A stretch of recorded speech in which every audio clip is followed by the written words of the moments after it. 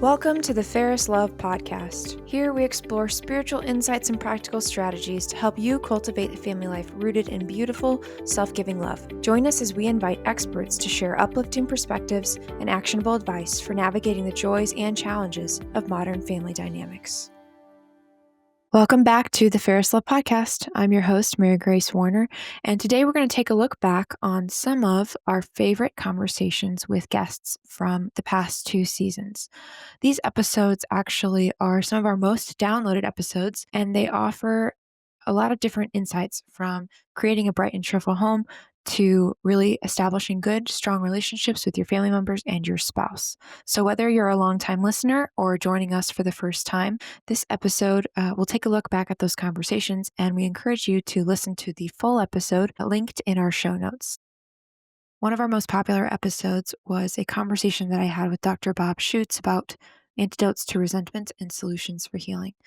This conversation was very profound as well as insightful because it gave light to a lot of issues and problems that married couples can face, especially in regards to having resentments towards each other and learning how to forgive. And so the following clip is just a brief discussion about how we can forgive others, especially our spouse, when it's hard. And Dr. Bob gives just some great reasons and some great insights and suggestions on how to go about doing that when it is difficult. In discussing, you had mentioned, sometimes it builds up and that's where you get the resentment from. How do you recommend someone, what would you suggest for someone who struggles with forgiveness? It's not something that comes to them easily, and and where do they begin, I guess, in that sense? Yeah.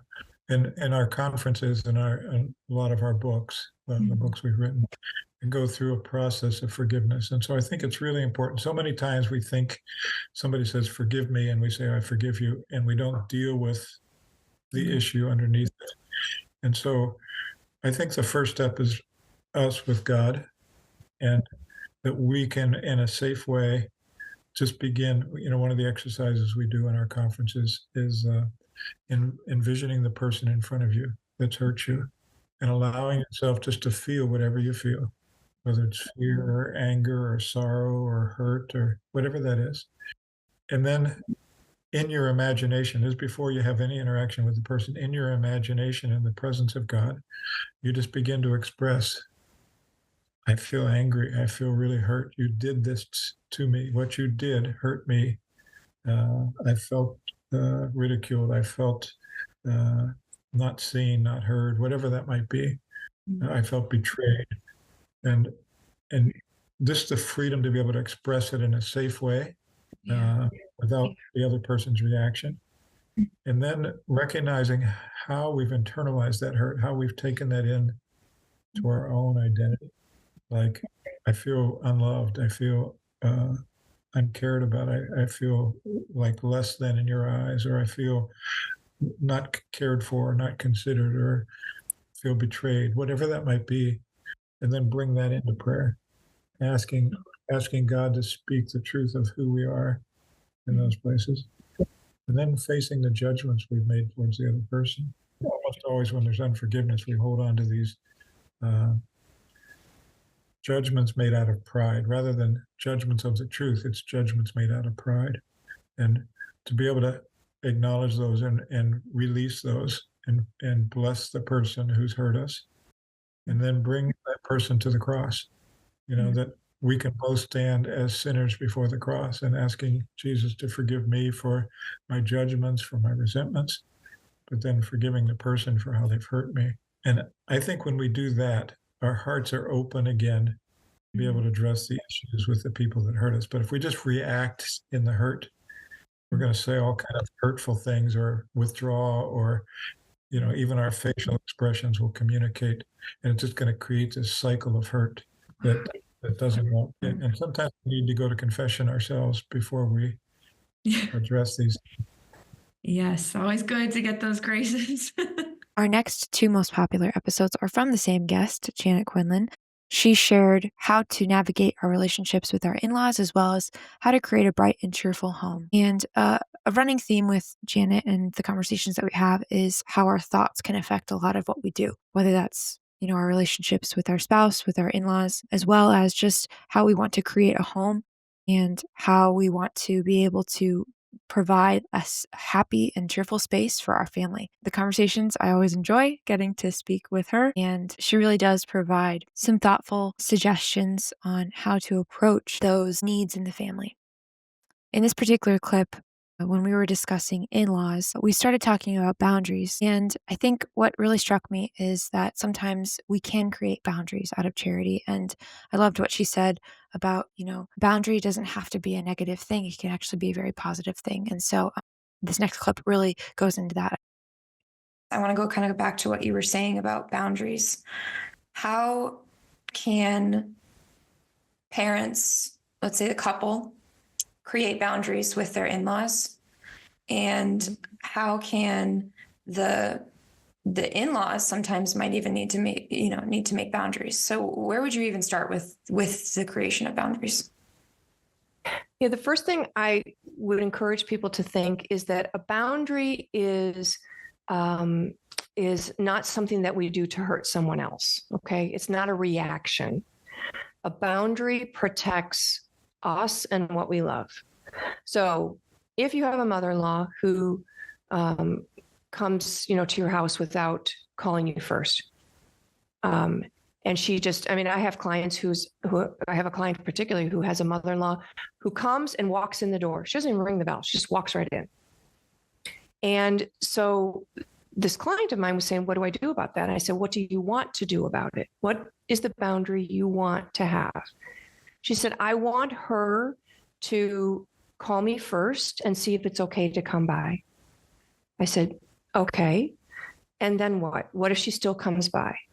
She said, well, I don't know what to do then. I said, well, you could lock your door, and you can tell her, I need you to ask if you can come by. And if you come by without asking me, the door will be locked. And I'm sorry, I'm not going to be able to let you in. I'm busy with something else. And so we create a boundary out of love, not out of punishment. Okay. We don't want to punish the other person. We don't want to, it's not retribution. It's just, this is the boundary that I want. When people come to my house, I want to know ahead of time that they're coming. And I would appreciate it if you would do that. And if you don't, just so you know, the door will be locked. From, the opposite side, from a mother-in-law's perspective, she may have boundaries in, the way she's spoken to. Maybe it is, or the way a spouse may speak about her son or her daughter. It may be that, they, speak badly about her kids. And she may say, this is not where I want to go with this. I am not willing to listen to what you have to say in your criticisms about your spouse, my child, but you should certainly talk to your spouse, and move that direction that way. I think very often though, or more often than not, I should say, the boundaries are on the kids and not the mother-in-law, or the father-in-law. They generally feel like there are no boundaries. And so when we get married and create our family, we have to remember that our family is first, and then our extended family, which includes our parents and our in-laws. There's not much difference between parents and in-laws. I think that you should have kind of an equal balance on your boundaries and your expectations of both. It's really interesting. And it's also important, like I think you've mentioned this too, is that the boundaries are not negative necessarily. They are positive. Yeah, they may be perceived as negative, right?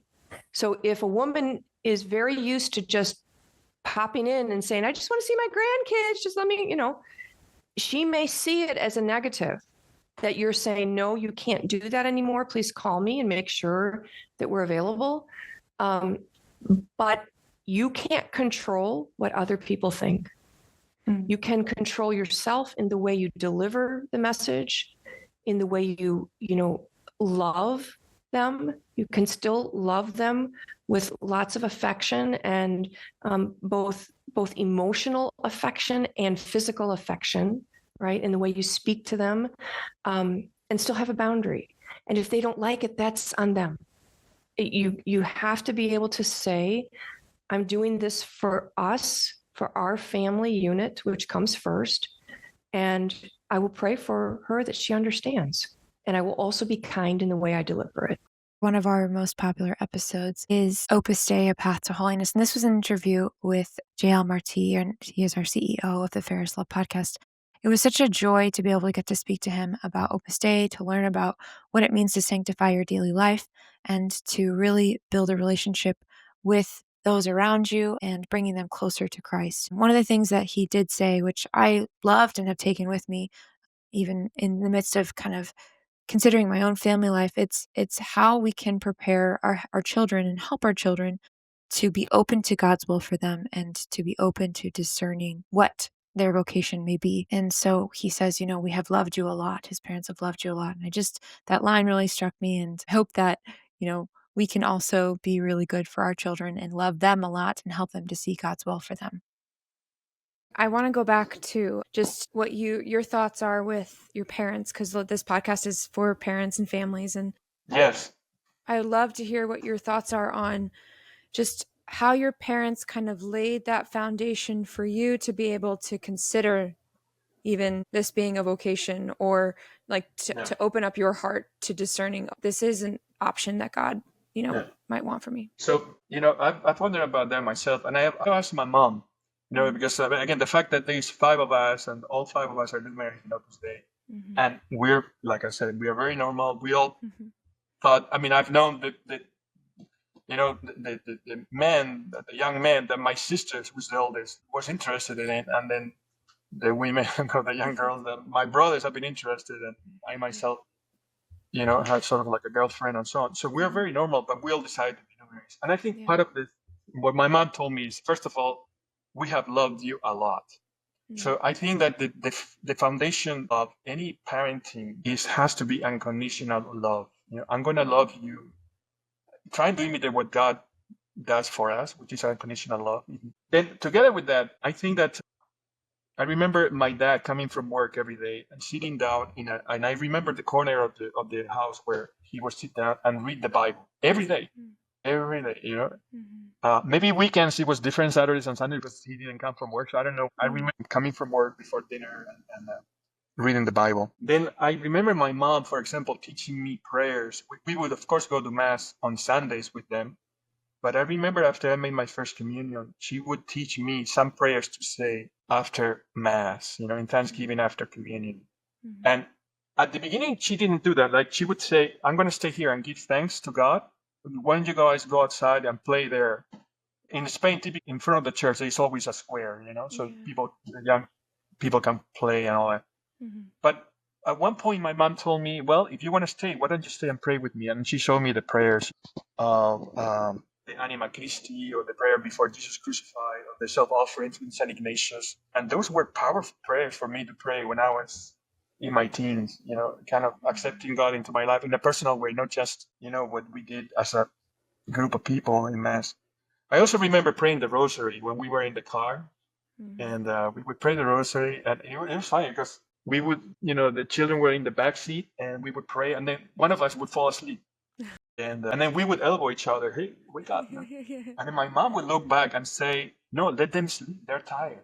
They don't have to pray now. They can pray later. We'll pray for them.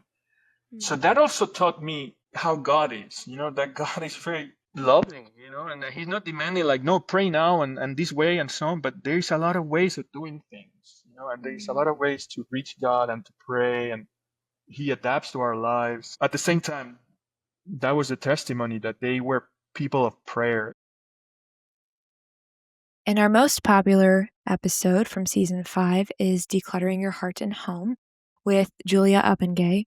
That conversation was super fun because she had just written her book, and we were really discussing different ways that, minimalism can be such a good thing in our lives. In the midst of our conversation, we talked about, having a minimalistic life is good because, decluttering the space that you're in can help you also declutter your mind and have it be open for other things. And so one of the things in this next clip that we discussed was like what you want to choose to fill your life with after you have kind of decluttered. And so Julia provides just a really awesome point about, filling our life with good things. I'd like to touch on the faith aspect too, because you had mentioned in the midst of kind of your overwhelm, sitting and taking care of your daughter and then having those two prayers, those two Bible verses come to mind. How else has faith played a role in, like, how does it play a role in, just having this mindset of minimalism and decluttering of both heart and home? Yeah. So I think that with minimalism, you're looking at getting rid of things in your life, letting go of what's not important, but you still have to choose what you fill that space with. So if you're choosing it with unintentional scrolling or, shopping, you're not really going to be living a more meaningful, connected, present life when you let go of your things. So faith plays an important role because what I've found is that to fill that time, that extra space with a deeper relationship with God, with prayer, that's what leads to lasting peace. And also, I think that when you are looking at your stuff more from a faith-based perspective, you can detach from it more. And this is really important when you are decluttering and letting go of things. And, in scripture, we don't see any blanket statement. It's interesting that says to follow God, you have to let go, or to follow Jesus, you have to let go of all your stuff. We saw Simon Peter did, and the rich young man was asked to. But then there's people like Lydia in the book of Acts, who she used her home and her possessions to become the first European church. So there's no blanket statement that says we have to let go of all of our stuff to follow Jesus, but there is this underlying connection that we need to give ownership to him of all of our stuff, right? It all comes from him anyway. So the question isn't, how do I give everything away? But how do I follow Jesus with everything? And so I realized in decluttering that I needed to detach from my stuff. I needed to give him access to everything, my possessions, my bank account, my thought patterns. So not just what I would declutter, but also what I would keep. And also, I think it's important with detachment to realize that the things of the world are good and beautiful, but the truly good, the truly beautiful, they belong to a higher world. And so we can sense that goodness and that beauty in the worldly things, but none of them last. So I found an exercise helpful more to just think of your things as like a firework or a bubble or some other transient thing that you can observe in the moment and then let them go, because, none of it's ever ours, and it wasn't ever ours in the first place, and it's all passing. And I love St. Francis of Assisi's work on this too. He says when you leave this earth, you can take nothing with you that you've received. And it's just kind of that idea that can be helpful too in decluttering. And there you have it. Those are some of our most popular episodes on the Fairest Love podcast. If you have a recommendation for someone you'd like to hear to be interviewed, or a topic that you'd like to hear more about, please share with us those ideas at info@fairestlovefamilyproject.org. We hope you enjoyed the episode, and be sure to listen to the full episodes by following the link in the show notes. Thanks for listening to this episode of the Fairest Love Podcast. In 2025, we are continuing to share the beautiful devotion to Mary, Mother of Fairest Love, while providing practical tools and advice for parents, couples, and families. You can help us with this mission by sharing this episode with a friend, subscribing to the podcast, or leaving a review. To learn more, visit us at fairestlovefamilyproject.org.